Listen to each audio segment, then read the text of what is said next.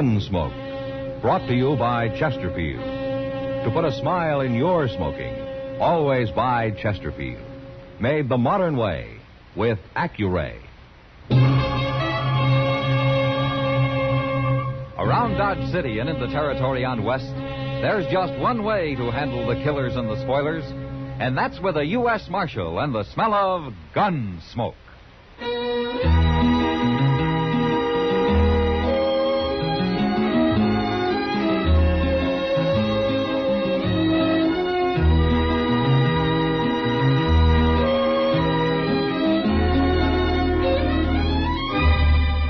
Gunsmoke, starring William Conrad. The transcribed story of the violence that moved west with young America.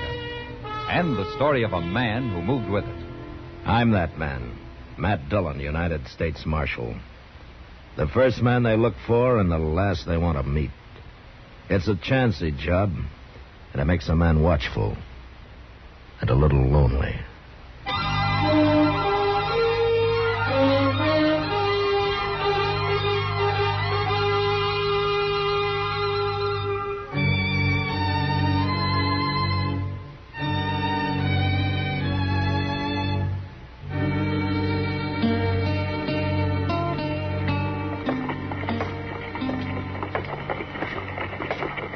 Hello, Kitty.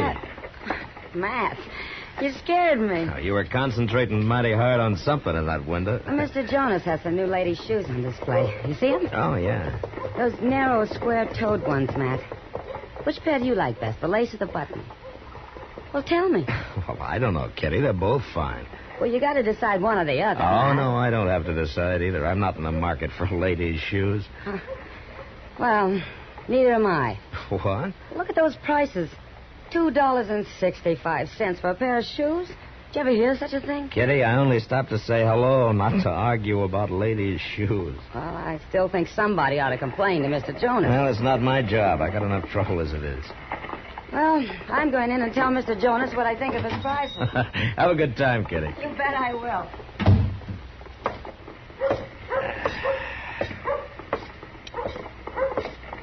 Mr. Dillon? Mr. Dillon? Ah, hello, Chester. Mr. Dillon, this here is Mr. Trumbull. Huh? He come over to the office looking for you. How do you do? Marshal Dillon. You're a stranger here, Mr. Trumbull? First time in Dodge, Marshal. First time. Oh, well, what do you want to see me about?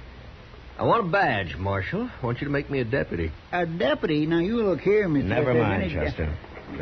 What do you want to be a deputy for, Mr. Trumbull? Well, I'm leading a party of immigrants up onto the South Fork of the Pawnee. Oh? I thought you were new to this part of the country. Well, I've got maps, Marshal. Good maps. Furnished me by the Santa Fe Railroad. You work for the railroad? No, sir. I work for these immigrants. It's like this, Marshal. I got some 10 families together, and I arranged to buy 5 sections of railroad land for them, about 30 miles northeast of here. I made all the legal arrangements, and I'm guiding them in. I see. What's that got to do with your wanting to be deputized? Well, I thought it might be a good idea, just in case there's any squabbling when we get there. You know, over who gets which land, that sort of thing. Uh-huh. Most parties draw straws before they ever see the land, Mr. Trumbull. Haven't yours? Well, yes.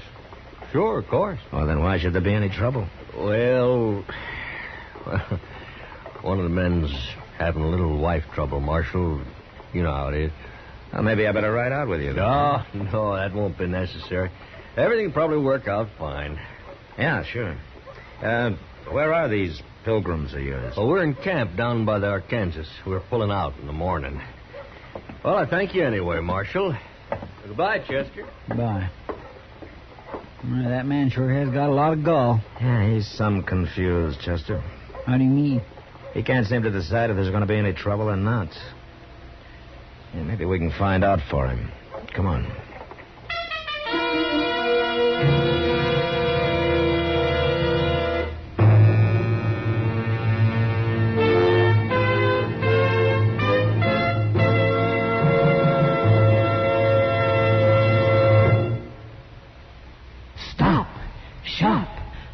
Your friends this year, this easy way. Give Chesterfields this year so bright and gay. Wrapped and ready, they're the best to buy. Cartons of Chesterfields, they satisfy.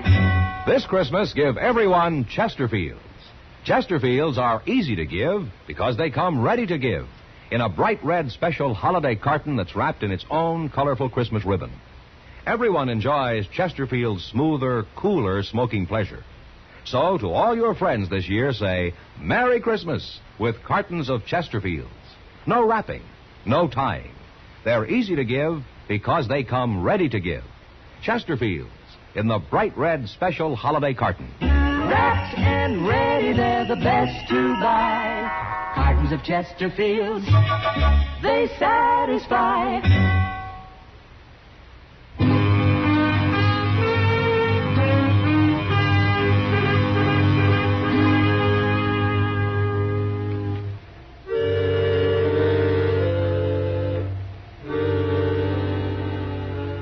Chester and I saddled up and rode down to the Arkansas.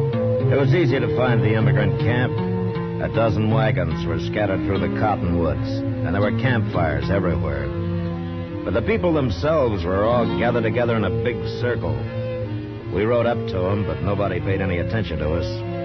Then I saw why. In the middle of the circle stood two men and a woman. The men were bare to the waist, and each was pressing his left forearm against the other's, while the woman was binding their arms tightly together with a stout piece of cloth.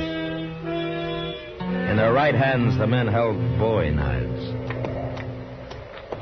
What in the world are they up to, Mr. Dillon? Now, that's a way of fighting, Chester. Tied together like that, one of them has to die, maybe both of them. Here, you stay here with the horses. All right, sir.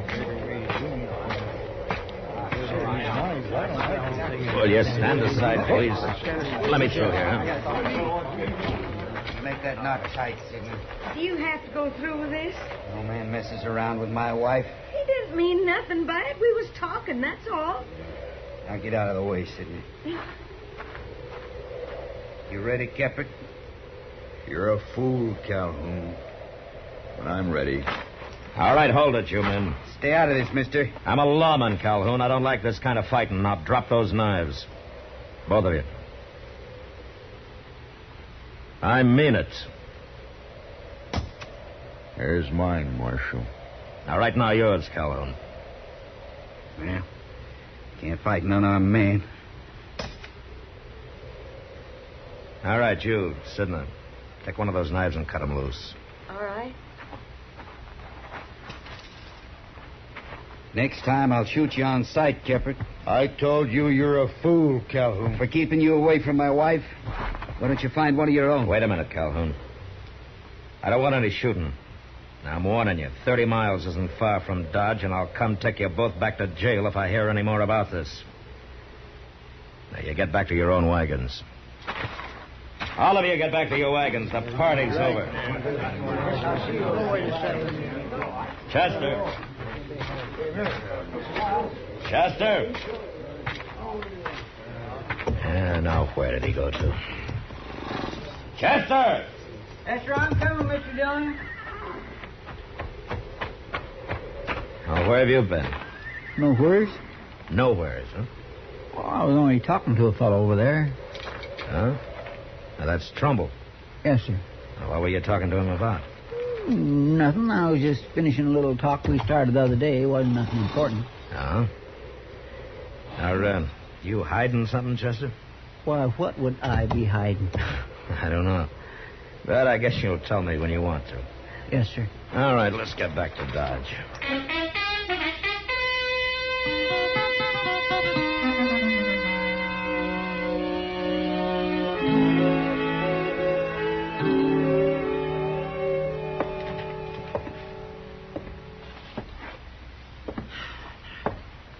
Chester. Yes, sir. If you have to pace the room like that, will you take your boots off? I'll sit down. You know, 2 days of this is about all I can stand. Yes, sir. Oh, hello, Matt. Chester. Hello, Doc. Doc, I think I got a patient for you. Oh, well, now, you don't look sick to me. No, but I'm going to be if you don't find some way to calm Chester down. He hasn't been able to sit still for 2 days. Yes? Well, now, what's the trouble, Chester? Nothing, Doc. I feel fine.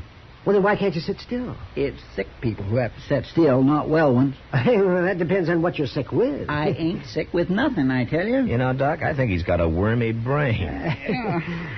Forevermore. All right. I'm trying to settle my mind up about something. Now, are you satisfied? Are you? No. I ain't got the money. And I don't know where to get it. Well, money for what? For to pay Trumbull with. Oh, do you owe Trumbull money, Chester? No, sir. Not yet. Not yet. Oh, all right, I'll tell you. But you both got to promise not to tell nobody else about it. Trumbull says if anybody heard, I'd probably get beat out. But you'd get beat out of what, Chester? Land. Free If land. it's free, what do you need money for? For Trumbull, to fix it up for me. Look, if I give him $50 for his trouble, he's got a way to arrange for the railroad to give me a half section of land. He showed it to me on his map the other day. I showed what to you? Where my half section would be. Gracious. I'll show you the picture. Yeah, that's good. Now, the South Fork of the Pawnee runs like this on here. That's right, yes, it is. And these immigrants is about 5 sections laying right next to each other. Right about Wait here. a minute, Chester. Did you say right next to each other? Yes, sir, that's what Trumbull said. Now, my half section lays on the end here. Chester, come on. Come on. Ain't you interested in this? Yeah, interested enough to ride out there. And don't worry about your $50. You're not going to need it.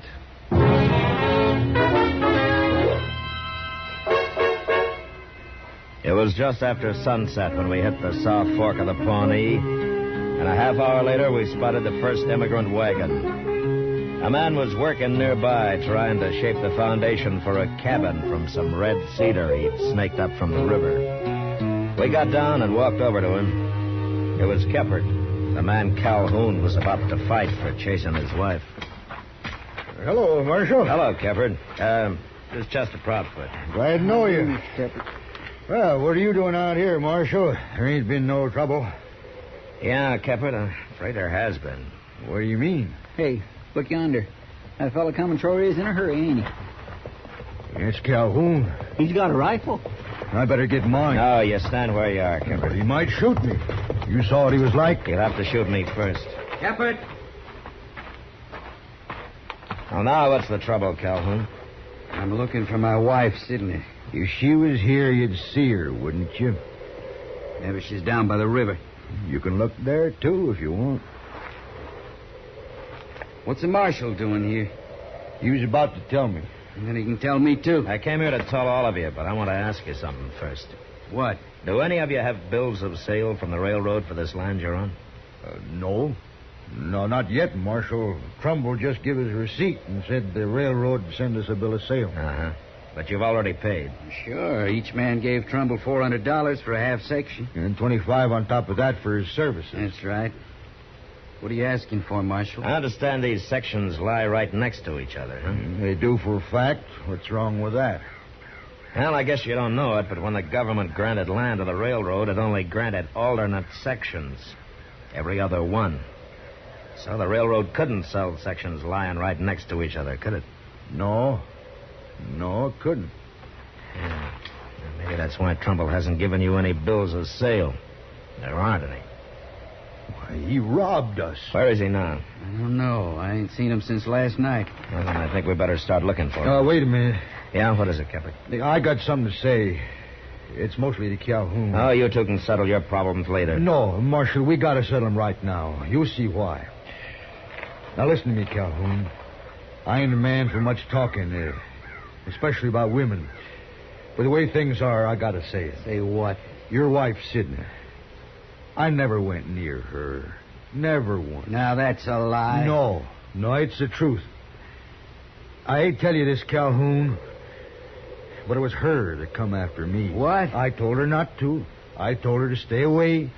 I even said I'd show her up for what she is if I had to, but I didn't do it. Not till now, I didn't. What are you saying? When did you see her last, Calhoun? At noon, when I come in from my dinner. Yeah. I saw her about 2 o'clock. Where? I was downriver about a mile, sitting quiet in a clump of elder, taking a little rest. Your wife rode by on the other bank. She was headed in the direction of Dodge. She was with a man. With a man? What man? Trumbull.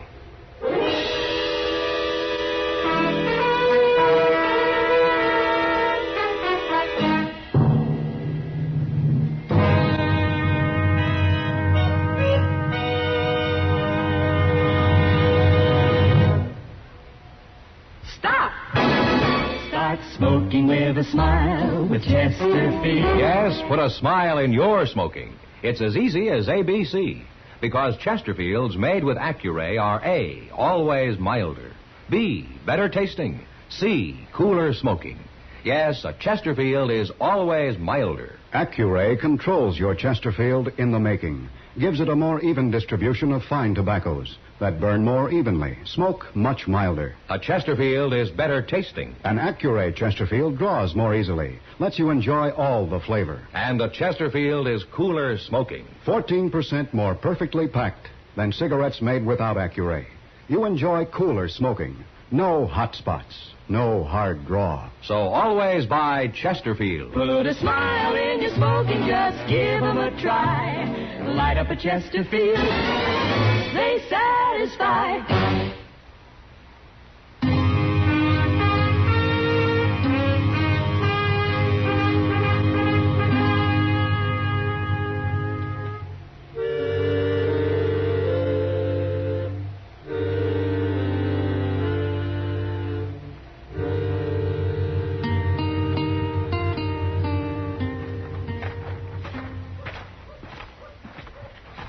Train's still there, Mr. Dillon. Way past midnight. It ought to be leaving in a minute. Now run up and tell the engineer to hold it, will you, Chester? All right.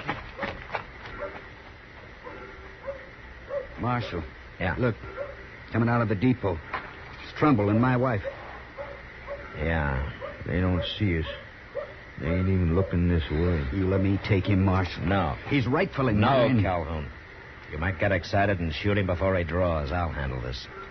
Now, you two stay back out of the light.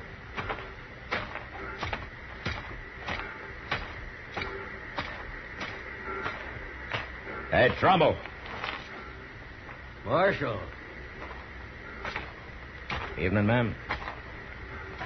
What do you want, Marshal? I want to talk to you. Don't have time. That train's about to leave. It's not going to leave. Anyway, you're not taking it. Oh. You're interfering because of Sidney here. Well, she's going with me, Marshal, and that's no business of yours. I'm arresting you for robbery, Trumbull. What? Give me your gun. No. I said give it to me. Get out of the way, Sidney.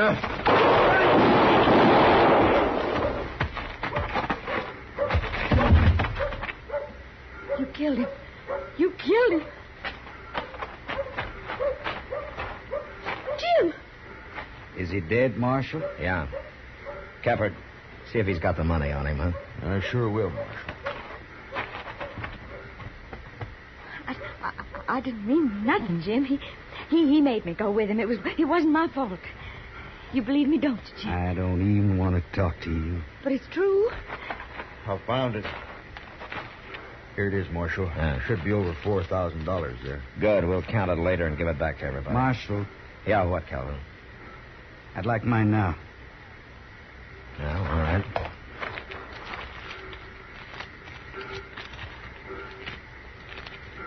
Here. $425. Thanks. Sidney, take this money. What for? Take it. But why? That's all the money I got in the world. I don't figure I owe you nothing now. What are you saying, Jim? You know what I'm saying. Yeah, sure. I know. So long, Jim. Goodbye. Calhoun, What, Kevin? I got some money coming back. I'll lend you half of it. After all I done to you, Can't blame you much for that. I've been a fool, Kephart. You was right. That's over and done. But I can't take your money. That wouldn't be right, now would it, Marshal? Well, you can decide about that tomorrow, Calhoun. We'll ride out and bring those other people back into Dodge. What for? So they can file for government land at the land office here. Free land. Should have done that in the first place. You know, I know of a fine section north of here that I'd kind of like to file on myself. Why don't you? Well, one man couldn't handle it. It'd take two men to prove it up, you know. Two good men. I might show it to you sometime if you're interested.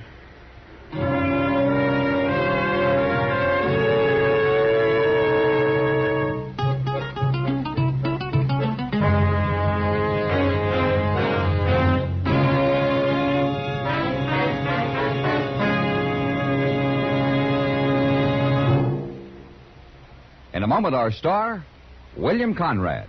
Remember, friends, this Christmas, give everyone Chesterfields. Chesterfields are easy to give because they come ready to give in a bright red special holiday carton that's wrapped in its own colorful Christmas ribbon. Everyone enjoys Chesterfield's smoother, cooler smoking pleasure. So, to all your friends, this year say Merry Christmas with cartons of Chesterfields. No wrapping, no tying. They're easy to give because they come ready to give. Chesterfields in the bright red special holiday carton. You know, there were a lot of ways for a man to die on the frontier. But on our next Gunsmoke, a man dies the worst way of all, needlessly. But that was the West. Good night.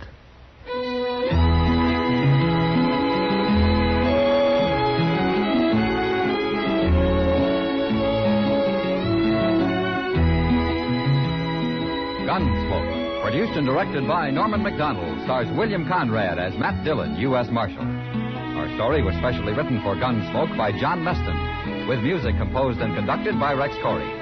Sound patterns by Tom. About to leave. It's not going to leave. Anyway, you're not taking it. Oh, you're interfering cause of Sidney here. Oh, she's gone. Is Doc, and Georgia Ellis is Kitty.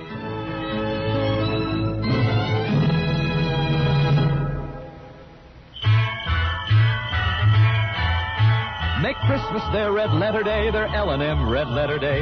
Give 'em the Christmas carton full of America's best. Yes, give L&M's on Christmas Day to friends who smoke the filter way. L&M's got everything the gift for Christmas Day. This is it. For Christmas, L&M filters and the handsome Christmas carton. No fuss with ribbons or paper. It's all wrapped and ready to give. This Christmas, give L&M Christmas carton.